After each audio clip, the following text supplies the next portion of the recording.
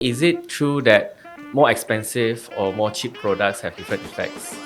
Very good question. Expensive products are not necessarily better. You know what? There must be somebody that I can abuse and use and not pay.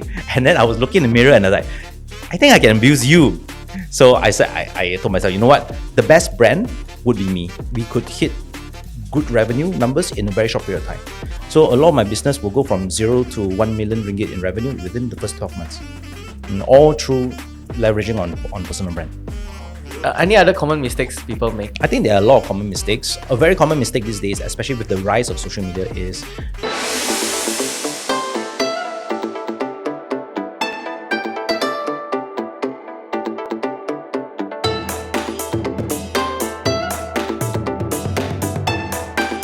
Hello, listeners. Today we have someone special here with us. For the first time, we have an aesthetic dermatologist here with us, Dr. Inky. All right, he's very well known. I follow some of his content, but unfortunately today my skin not very good also. But maybe later we can ask him. So he's very famous because he has 600,000 over Instagram followers and also 800,000 on TikTok. And I like that he not just give advice, but he just straight away tell you these are the right products. This is what you can eat and these are the right products as well. So Dr. Inky, welcome to the show. all right. Thanks for having me. First up, I want to say I'm really honored to be here. I've seen some of your previous guests, big names, big hitters. So being on the same show as them, is a big honor for me. Oh no, you are also a very very renowned person. So I met Dr. Inky at Tech in Asia. So I said, hey Dr. Inky, this is my podcast. Can you come on? And then I've been following you for some time, and actually right, I bookmarked a lot of your videos, but I no time to go and buy the things. Aiyo, then you should have told me earlier that I would have given you free products. So the next time, if you want free products, just hit me up. Okay. So you're here, you're in the midst of hosting a conference and things like that. So my first question is like, how do you become Dr. Inky? All right, so that's not my actual name. My actual name is Lim Inkian. However, when I was young, at the age of 7, I had a nickname called Inky. Because my name is Inkian, so it's much easier for a lot of my friends to call me Inky. Now, when I was growing up, I always hated the name because I felt like my friends were making fun of me, right? Inky, right? However, what happened was when I started to work, when I started to join the medical force, when I was doing my housemanship in Klang Hospital, what happened is there's a lot of Dr. Lims. Too many Dr. Lims, right? Lim is actually the second most common Chinese surname in Malaysia after Tan. So everyone's Dr. Lim. So how do I stand out? So I called myself, you know what? Since my close friends call me Inky, why not I just call myself Dr. Inky? And that actually stuck with me from the time I was a houseman, which is like, intern level, up to today. And actually, fun fact, I actually trademarked the name. Oh. Yes. Yeah, so when I first met you, you said, okay, call me, because you gave me your name card, the name is there. And the name is actually there on your Instagram as well, but you said, call me Dr. Inky. I was like, oh, okay, nice. Yeah, right. It's actually much easier for me to connect to the audience, but it's less formal. Because less formal, then people tend to follow me and then they tend to look at me as friends instead of as someone with authority. And there's so much content of you out there. So since when have you been creating content? So I've actually been making content since 2016, but I've been making content for my group of clinics. So I actually run a small chain of clinics, of aesthetic clinics. So I've always done social media content for them. So back in the past, I used to do influencer-driven content. So I'll get movie stars, celebrities to come in and I'll take pictures of them and then showcase them doing treatments. And that actually did well on Instagram from 2016 to like 2018. Then I realized in 2018, there was a dip in engagement from celebrities and they were starting to charge. And the charges were not cheap. It was starting to go up every month. So I decided, you know what? There must be somebody that I can abuse and use and not pay. And then I was looking in the mirror and I was like, I think I can abuse you. So I said, I told myself, you know what? The best brand would be me. Then I started that. So I started, giving advice online, especially skincare advice. And I was doing it for 1 or 2 years. Not much followers. However, in 2019, right before the pandemic, suddenly something clicked, something went viral on Twitter. I didn't have a Twitter account, but someone took my content and reposted on Twitter and then it went viral. I think he had like 20,000 retweets. And then people were starting to search for me on other social media platforms. And at the time I was on Facebook and I was on Instagram. Then my Instagram blew up. Then I realized, hey, I'm onto something here. And since people like this particular kind of content whereby unfiltered, straight to the point, I give you the advice that you need within the 30 seconds. Right? I don't give this long-winded introduction. These kind of content really kicked off. And because I was doing video, so I was sit in front of the camera 1 to 2 hours every day doing videos. I have a video editor that actually helped me edit. And when something worked, just double down and I just did more of it.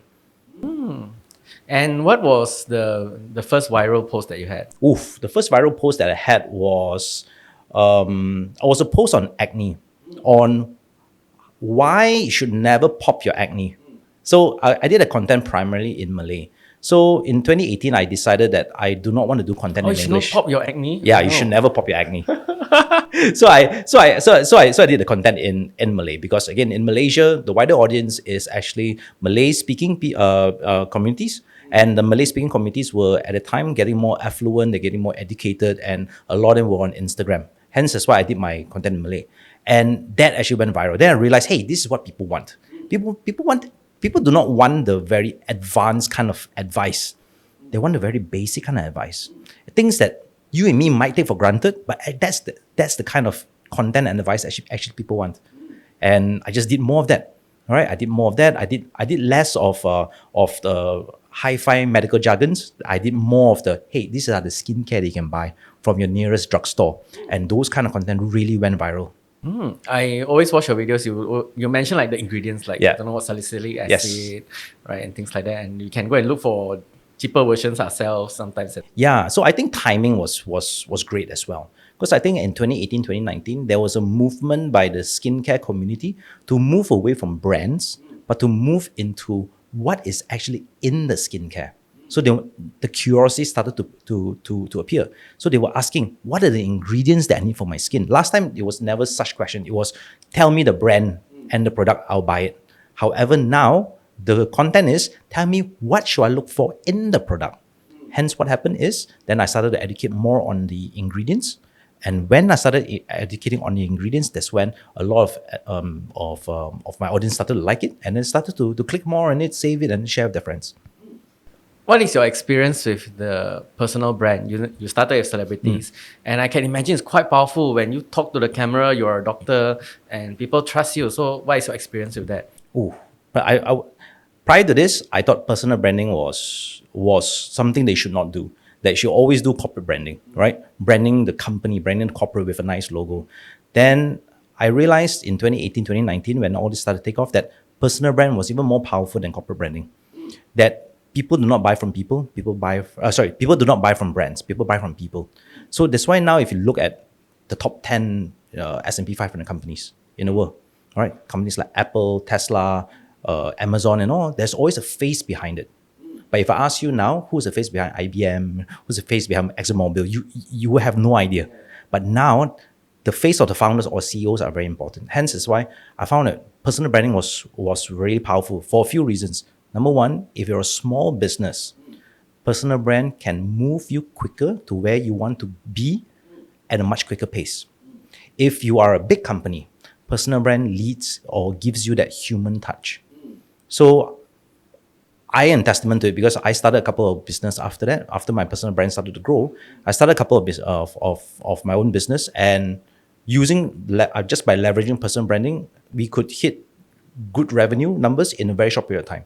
So a lot of my business will go from 0 to 1 million ringgit in revenue within the first 12 months, and all through leveraging on personal brand. Wow, 0 to 1, 1 million ringgit. Yeah. Wow, that's very powerful. And you're not the only one. There's a lot of, especially I think you said 2018 was the rise of TikTok as well. That's right. TikTok starting becoming popular here. There are also other influencers there outside selling, curry powder lah, whatever it is. So I can imagine it's quite powerful.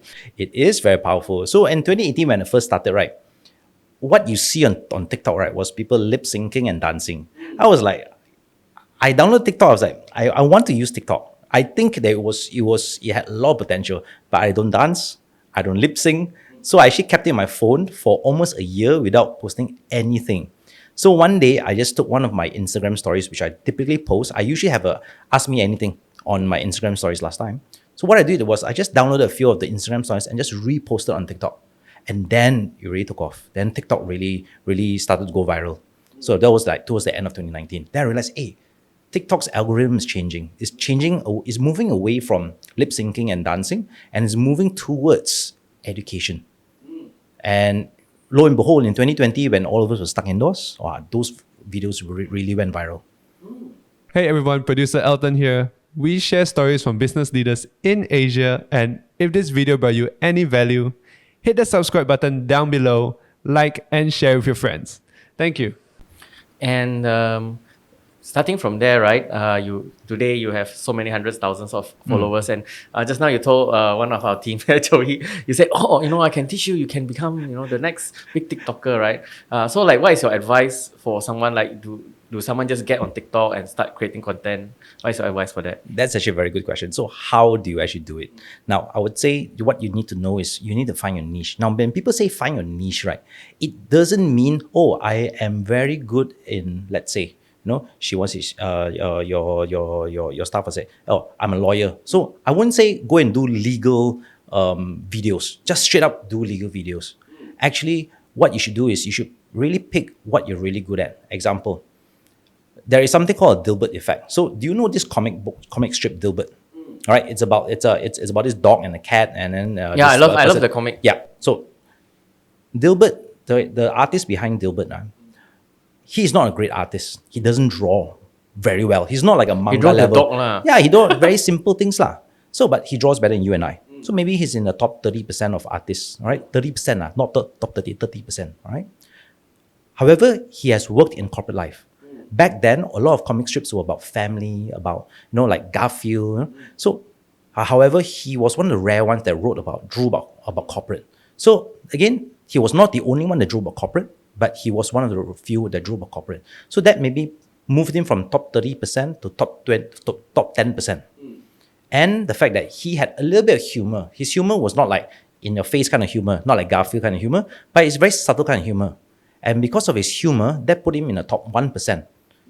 So his comic strip became one of the best selling comic strips, published plenty of books. I think there are even cartoons. All from a combination of a few different things. Number one, he was an above average artist. Number two, he drew about corporate. And number three, he had a little bit of humor. So to stand out in social media, that's what you need. You need to find out what you are good at, what's your talent in. So if you're someone humorous, put humor in your content. I'm not someone humorous. I actually don't really joke much. So I'm really serious. So I will usually look in the camera and I'll just smile a little bit, but I don't inject humor. But what I can do is I can distill information very easily. I can take something very complicated, make it into very simple. All right? Take something like big scientific jargons and big scientific studies, make it a very simple, bite-sized information that a 10-year-old can understand. Combine that with my knowledge of skincare. Again, I do not know the most about skincare, but I know more than some people. And combine the fact that I'm a doctor. So when I combine all three together, that makes me someone credible. But so end of the day, I think everyone, if you want to start your own social media branding or you want to start your own branding, you need to find what are the couple of niches that you have and then combine it together and then draw like what we call a Venn diagram. So you have this three circle overlapping and you're right in the middle. And you can be the top 1% of that. So that is branding, and that is how do you start social media. Yeah, I love the Dilbert comics. I used to read it in the newspaper, and they talk about his evil boss. Evil boss asked him to stay back and work, or it's very, very funny stuff, right? So I think the thing that is very important is you said TikTok, right? It's also, you said find your niche, because TikTok is interest graph. They call it interest graph. Means your feed is populated not by the people you follow a bit, but it's more populated by your interests. So if you dominate the niche, which is skincare or whether it's finance or business, whatever it is, then your content keeps showing up for that niche. Am I right? That's right. Yeah, so that is very important. And with the rise of TikTok, we have people like Dr. Inky here. And yeah, I think the next part we can talk about. So we have Joey here later as well. So I'll ask the question for men first. Yeah. So 60% of our audience, unfortunately, not unfortunately. No, unfortunately. Fortunately, most of your audience are men. Podcast audience, mostly men. So today, I think we can start with like men skincare questions. So how does someone start? Like I think most men, right? Sorry to say lah, most men. I think the only step they have, only thing they do is actually just face wash. Actually, face wash itself, right? If you are using face wash, right, that itself is actually very good, really. Okay, let me tell you a story. When I started in 2016, 2017, 2018, at the time, men don't even use skincare What? back then. Now, of course, there is a rise in skincare, there's a rise in awareness. A lot of men now use skincare, but it's much better than a long time ago, whereby your body soap, that particular bar soap, is the same soap that you use to wash your face and you wash your body. And a lot of men still do that. However, now if you're asking what is the basic skincare steps for men, I would say do it as simple as possible. For men, please don't overcomplicate stuff unless you already know what you're doing. If not, very simple. You just need three things. In the morning, 2 steps, night, 2 steps. In the morning, clean your face with a cleanser. Secondly, just put sunscreen. That's all. Skip everything else. The reason why is these days, sunscreen already contains moisturizers. So you do not need to moisturize if you already have sunscreen. Same thing, nighttime, use the same cleanser. Don't even change the cleanser. Use the same cleanser and then just put a moisturizer. That's all you need. All right, find a moisturizer which is right for your skin type and then just use it. That's all you need. 3 products, a cleanser, a moisturizer, and a sunscreen. Nothing complicated. I think that would change most men's life. Like most of my guy friends I know, cleanser maybe once a day.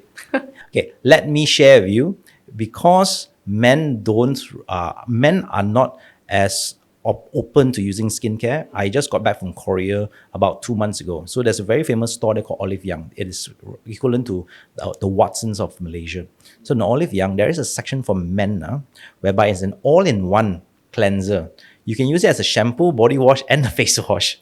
And then they know that men don't really like to apply moisturizer. They even inserted moisturizers into the cleanser. So you just need to wash one big bottle, just wash from head to toe, and then you can walk out of the shower, that's all. So if you can find something like that, please go and find it. Oh, so you like find the sort of all-in-one Yeah, you from can find Korea it or for whatever. all-in-one. Better. Yeah. It's better to use something better than use nothing. So I rather use one thing, just one cleanser, just use or you want an all-in-one, just use the all-in-one, rather than not use anything at all. Yeah, okay, that's interesting. And today my skin is not very good, so sorry to put you on the spot, but I have some acne situation here in the forehead. I think just now you said don't pop your pimples. Don't I pop think your I did. pimples. So like, what is your advice? Like put you on the spot here, like this, like some acne scars on my forehead here. Okay, so you do have some acne scars. I see maybe a couple of small acne, but majority acne scars. So it means that your skin is actually undergoing repair at the moment. So don't use anything too harsh. Don't go and scrub your face. Don't go scrub your face. Don't go pop your pimples. What you need to do is you just need to use a cleanser, which is for acne-prone skin. Walk to any drugstore, ask them, cleanser for acne-prone skin, moisturizer for acne-prone skin. That's all you need. And then if you still have acne after that, then best to go and see a doctor. All right. And then now, next up is for your scars. What do you do for your scars? Right, of course, number one, try not to pop it. When you pop your pimple, your scar's going to get worse. Oh no. Yeah. But number two, if you already have scars, what do? You need to, number one, apply sunscreen during the day. The sunscreen will protect your skin against the sun. The sun is the one that actually darkens your acne scars, actually make it worse. Secondly is you might want to start consuming some sort of like vitamin C, antioxidant, which will help fade off the scars. Now, I do have a product which I created. Right, it's called Ventamin We'll Light get to Up. it, we'll get to that, yeah. So it will help with your acne scars, don't worry. Yeah. So I think one of the things I want to talk about is because you've been promoting this lately is that not only skincare applied on the skin, but about diet as well. So can share with us your product. So there's a very famous saying, you are what you eat. So same thing as well. Your skin is the largest organ on your body. And a lot of times, because we cannot see what's inside our body, it actually appears on the skin. So whatever things which is unhealthy inside the body, most of the time it pops on the skin. It appears on the skin. So if you have any sort of liver problem, your skin becomes yellowish, becomes jaundice, because your skin is it's like a window into your internal health. So if you have acne, what happens is underlying inflammation going on, means that you should cut down on food that produces inflammation, like cut down on dairy, cut down on nuts, eat more antioxidants, more berries, especially all the strawberries, raspberry, blueberries. Those actually help. Antioxidants really help. Or just take more vitamin C. Take more watermelon, take more orange. So a balanced diet really helps. So once you have a good balanced diet, then what happens is then your skin starts to clear up. All right, because what internally once you're more healthy, you're healthier, then externally you look better. Then after that, slowly it gets better and better. So that's why there's a lot of emphasis these days on skincare, which is great. This emphasis on skincare was not there a decade ago. Now I'm trying to put another emphasis, which is on what you actually consume and what you actually put into your body, because that also will help give you a better result from your skincare. And like just now I mentioned, I pop my pimples. So but what are the common mistakes you see people make? When dealing with pimples or just regular skincare? Regular skincare, yeah. All right, so regular skincare.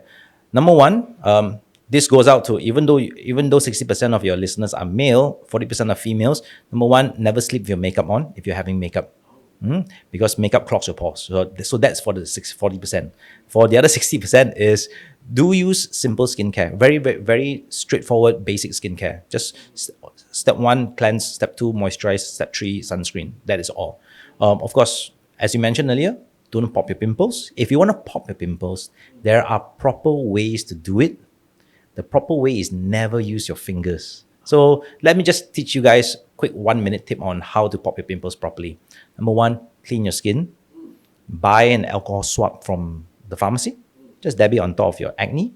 Buy a small needle, a lancet, the one they use for like diabetic patients. Poke their fingers, right? Just prick your pimple. Just poke a small hole, and now it's time to pop the pimple. When you're popping the pimple, don't use your fingers, because your fingers and fingernails will damage your skin. Use cotton buds. Okay, so the cotton buds give a more soft and even pressure. So as you're putting cotton buds together, you'll realize that those whitish stuff coming out of your skin, that is all the goo and the gunk inside the acne. And once everything's out, then you realize it's just blood left. Just take a cotton, just compress, and that's it. And apply antibiotic cream after that. That's when you want to do pimples. All right. If not, just leave it. If not, leave it. Apply pimple creams. There are plenty Oh. of pimple creams in pharmacies. You walk inside, you say, I got this pimple. I need a pimple cream. They'll recommend you one. Okay. Later I go and get one. Okay. Yeah. So that any other common mistakes people make? I think there are a lot of common mistakes. A very common mistake these days, especially with the rise of social media, is trying the latest viral skincare. A lot of times I've seen my patients, and also a lot of people that I see, friends and family as well, when a skincare is working for them, skin is nice, then it's so, hey, this is viral skincare going on, or a lot of my friends are recommending this, let me try. And when they try, what happens is then the skin gets worse. So if you have found something that really works for you, please don't change it. Please don't change it. All right. So another thing is, okay, this is for men, since 60% are actually men. Do you know that 40% of men over 40 deals with some sort of hair loss? And this hair loss usually starts at the age of 30. So there's a very interesting figure. 30% of men at the age of 30 have hair loss. 40% of men at 40 got hair loss. 50% of men at 50 got hair loss. So if you are dealing with hair loss at a young age, please don't wait until you're much older to deal with it. Because when your hair starts to fall, eventually it will not grow back. So hence is why you see a lot of men who are balding, maybe people, your friends your age who are balding. And because of stress these days, we are noticing that men are starting to bald at a much earlier age. In the past, they used to start only at 40 years old. But now, a lot of them are, when they enter the workforce at 20 plus, hair start to fall off. So if your hair is starting to fall off, please go and seek help, right? Don't go waste your money in those hair care centers. Go straight to the doctor. Majority of the time, medication will help. Or even if you don't want medication, there are certain sprays, medicated sprays that actually help. Because if you want to look good, all right, for men, right, there's only a few steps to look good. Number 1, go to the gym, go work out. That's all. Number 2, all right, don't even worry about the face. Worry about your hair first. Right? Example, you're like yourself. You have spent time styling your hair. Going for haircuts. So another way is you have to make sure that you keep healthy hair, because a healthy hair actually shows how youthful you are. So if you want to look young and you want to look more energetic, have more hair. So prevent hair loss at a much early age. So when you're starting to lose hair, please go seek help. Do you give advice on shampoo as well? I do give advice on shampoo as well. Yes, that's right. So again, there are not many variations in shampoo. Most shampoos are roughly the same. My advice is not on the shampoo, but how often you shampoo your hair. That makes a lot of difference. So if you don't apply anything on your hair, let's say you're someone that has no hair products, no spray, no gels, no wax, shampoo your hair and your hair is not oily, you can shampoo your hair once every 2-3 days. It's fine. But if you're someone that sweats a lot and you're someone that wears hair product all the time, then you need to wash it every day with shampoo. When you're washing with shampoo, don't use your fingernails to scratch, all right? Because when you scratch using your fingernails, you're actually damaging your skin. Imagine, scratching your face. So if you're scratching, it will actually cause damage to the hair roots and the hair will fall off. So just gently massage, shampoo in for about a minute, less than a minute, then rinse it off. Yeah, that's very interesting. I find like a lot of my friends, very young, they don't have hair loss, I think using maybe conditioner too much and things like that. Yeah, it happens. Yeah. I think you said find the right skincare that is right for you, right? Is there any test or anything we can know that this skincare is right for us? Very good question. It's difficult to pinpoint which skincare is the best for you. Skincare is still at best a trial and error. But you can find out what skin type you have and then narrow it down. So there is something called a 30-minute skincare test that you can do at home. So what you do is tonight when you go home, if you're female, you have makeup, remove your makeup first. If you're a guy, you have no makeup, never mind. Just use a regular cleanser, nothing too strong, just regular cleanser, just wash your face. After that, dab it dry with a towel. Do not apply anything for 30 minutes. Leave it on for 30 minutes. And after 30 minutes, you look in the mirror. If you have this shininess on the entire face, that means your skin is oily. If you have shininess only on certain parts, especially your T-zone, which is forehead, nose, chin, and this means you have combination skin. If you have tightness, that means like something's pulling your skin is dry. If you have redness on your face, your skin is sensitive, and if nothing, then your skin is normal. Then once you know what skin type you are, it's easier for you to then go and buy the skin type. Buy your skincare. Because skincare, when you go and buy it, the first thing they ask you, what skin type are you? I'm like, I also don't know. Yeah lah. The thing is, you're supposed to know, then they're like, I also don't know. How? Then after that, then they'll be like, oh, you don't know. Then you buy this one first lah. Right? But once you know, say, oh, I have dry skin. Dry skin. Come to the dry skin aisle. Oh, acne skin. Come to the acne skin aisle. So at least you have narrowed down. Now, after you have narrowed down, now it all comes to trial and error. Whether the skincare, you like the smell, you like the packaging, or you like the price point, really depends after that. It's all trial and error. Yeah, I think that is great. So wash your face first and leave it for 30 minutes, see what happens. And another thing that I like about your content is you recommend different type of products, right? So is it true that more expensive or more cheap products have different effects? Very good question. Expensive products are not necessarily better. Expensive products are because maybe they're for a few reasons. Number one, they use certain patented ingredients, which they themselves discovered after decades of R&D. Or number two, they have invested a lot into marketing and now they want to make back from you, hence they charge you more expensive. Now, a cheap product doesn't mean that it's any worse or any better.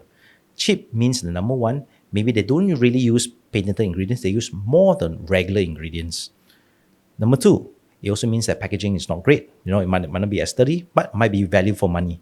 So don't buy based on the price, but buy based on, nowadays we have social media, based on reviews, number one. Number two, based on whether you can afford it or not. Because some people like it when they buy more expensive. Some people feel good when they spend. But some people don't feel good when they spend on skincare. So it really depends on individual. And that's the reason why when you walk to any drugstore, you see there is 1,000,001 brands there. Because there is always a brand that caters for someone. Right. Yeah. I see a lot of your recommendations. Sometimes you say, oh, this salicylic acid, you have to look for this one. Yeah. You have to go and search. I don't know which one. Yeah. So if you do not know, a lot of times these days, you walk to any drugstore, they have beauty consultants there to help you out. And the beauty consultants are trained to look out for the ingredients. So if you ask them, if you have certain ingredient like this, most of the time they know. Oh, all right. So today we have Joey here with us also. So she will ask for the females, right? So Joey, you got any questions? So we've seen people putting on cucumbers on their face. Does that actually work? So cucumbers, what they do is cucumbers actually hold a lot of water. The majority of cucumber is actually water based. So cucumbers are really cooling. So when you put on your skin, it actually cools the skin down. So it's like a mask. It's like a makeshift mask. It's more of a natural mask. So sometimes you want to feel good because skincare is not only looking after the skin, it's also a lot of times it's the psychology. So when you put something on your face and you have this nice cooling effect, especially after a long hot day, psychologically you feel better. You know, your body starts to relax. You start to de-stress. And cucumbers do hold not only water but a little bit of vitamins, like vitamin E, does help somewhat. But of course, if you can find a skincare product that have vitamin E, that's better lah. But a lot of times, all this by putting all these natural products on your skin, like fruits and all, most of the time it's more to just cooling the skin down and give you this nice relaxing sensation. Some people put aloe vera. There's aloe vera as well. Yeah, actually, aloe vera is one of the best natural moisturizers. Oh, okay. Do we switch to aloe vera lah? You can switch to aloe You can vera, eat no the problem. cucumber. Yeah, anything else? Okay, so girls, we are very scared of aging, right? So is there any anti-aging products that you would recommend? So the best anti-aging product in the world is actually sunscreen. Because the reason why, your skin starts to undergo premature aging when you're exposed to a lot of sun. So the more sun damage you are, then the more your skin starts to age. It starts to dry up and then wrinkles start to appear. So sunscreen is very important. Secondly is so I will always recommend in your 20s, don't use any anti-aging ingredients. It's not necessarily, but you can start something on what we call vitamin C. A vitamin C serum is meant to brighten your skin, and it's actually the first anti-aging product that I will recommend after sunscreen. So in your 20s, just use vitamin C. Now in your 30s, that's when aging signs starts to appear, wrinkles starts to form, skin starts to be less elastic already. That's when you should start something called vitamin A, or what we call retinol. It's vitamin A. So vitamin A start in your mid 30s is fine. Then after that, in your 40s, and that's when a lot of ladies start to go perimenopausal. Skin becomes really dry, really sensitive. That's when they start using all the new age ingredients like peptides. Then of course, I would say from time to time, pamper yourself, go for facials. Pamper yourself. Nowadays it's very common to go for lasers. The lasers is actually very common. I was back from Korea. Everyone in Korea does lasers. They go for a weekly laser treatment ever since their age of 18 to 19. It is very common. And there's actually long-term study that is actually beneficial for the skin. So you mentioned facials, right? How do facials help? They do a lot of things depending on which one they scrub, they do everything. Yeah, so facials a lot of times, again, it's less of what it helps you out, but more of the psychological part. A lot of people go for facials because they feel like tired after a long week and they just want to relax and de-stress. So they go for facials. So facials is great, not only for the skin, but for the mind. But also on top of that, facials, what they do is they really give you a deep cleanse. They really clean your skin using methods and using machines and using cleansers, which you can't really get at home. And then they have all these other steps, they moisturize your skin, they repair your skin. So facials do work. And I always recommend at least go for a facial once a month. Even as a guy, once you've been for facial once or twice, you will realize, I'm missing out so much in life by not going for a facial. Okay, that's great. I think because you emphasize the importance of sunscreen, right? So I heard there's a myth saying that if you don't apply sunscreen, you get a lot of wrinkles. Is that true? Wrinkles, is it? Freckles. Freckles. So let's talk about freckles. Freckles are natural occurring. They are typically genetic. When someone is prone to freckles, they will always get freckles. And freckles appear whether you like it or not. All right, whether you apply sunscreen or don't apply sunscreen, they are there. However, if you don't apply sunscreen, freckles become bigger. So your role is trying to slow down the progression of freckles, slow down the growth. And how do you do it? Sunscreen, from time to time use vitamin C, from time to time go for lasers, then that helps control the freckles. However, it does not prevent the freckles from coming back, but you can always slow it down. So yeah, sunscreen is actually very important. Not only the sunscreen help with freckles, if you put sunscreen, again, as I mentioned earlier, it helps with anti-aging. It helps prevent your skin from being severely dehydrated, especially when you're always going out in the sun. The good news is most of us are working in office, so we're always indoors. So because of that, a thin layer of sunscreen will do. But if you're someone who's always outdoors, if you're someone who loves outdoors, you hike, you jog, you swim, that's when you need to put a lot of sunscreen and reapply every 2 to 3 hours. So when it comes to sunscreen, right, sometimes moisturizer already comes with sunscreen. Sometimes it's a special sunscreen, don't know, SPF 125 lah, 50 also got lah. Like, so what is the SPF we should choose? So SPF, so there are actually 2 ratings that you have to look for. One is the SPF rating and one is the PA rating. So what is the difference? So a PA rating, so we have 3 types of UV rays that hits Earth. 3 types, UV A, B, C. Now, we don't have to worry about UVC. UVC only the astronauts need to worry about because UVC is filtered out by the ozone layer. I see a lot of products have. No. Actually, none of them have UVC. Okay. Right? So, but there's UVA and B. So UVB causes your skin. UVB is dangerous because UVB actually causes your skin from darkening, right? And causes pigmentation to actually occur. The UVA is the most dangerous. UVA is the one that causes skin cancer. Right, causes your skin to age, right? So now why is it important? Because when you look at the sunscreen, SPF protects against UVB. And then there's a PA behind it. PA either 2+, 3+, 4+. PA protects against UVA. So typically, the best kind of sunscreen is SPF 35 to 50, anywhere between PA 3+ to 4+. 4+ is maximum. So there's 1, 2, 3+ only. 1, 2, 3, 4+. So 4+ is maximum. So 3+ or 4+ is good enough. You do not need more than that because anything higher than SPF 50 is going to give you very minimal additional benefits. Only a 0.01% difference, right? Anything that goes above SPF 50. So SPF 50 is the cap.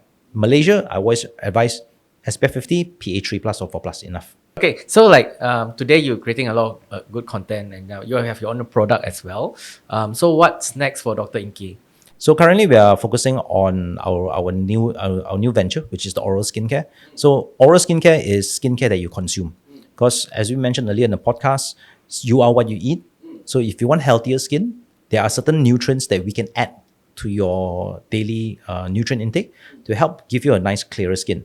So our first product is out. That one's for pigmentation and for skin brightening. Next one is going to come out soon, end of this year, end of 2024. That's for acne. So maybe I'll pass you some. And the third one is actually anti-aging, which will come out next year. So our main focus is on these products. And the reason why we think that there's a huge market for it is because we only launched about 4 months ago, but we have already shipped and sold to about 37 countries from Malaysia. So we built a Malaysian brand, right? Made in Malaysia by Malaysian founders, but we have international sales coming from all over the world and from countries that, to be honest, we are even surprised that they're even ordering. All right, that's amazing. Of course, we'll put the link as well to the products as well. So thank you so much, Dr. Inky, for taking the time. I think this is one of the podcasts that I learned a lot today, and a lot of things I have to change myself. Thank you, Joey, also for the questions. So thank you so much for taking the time. Thanks for having me, Bob.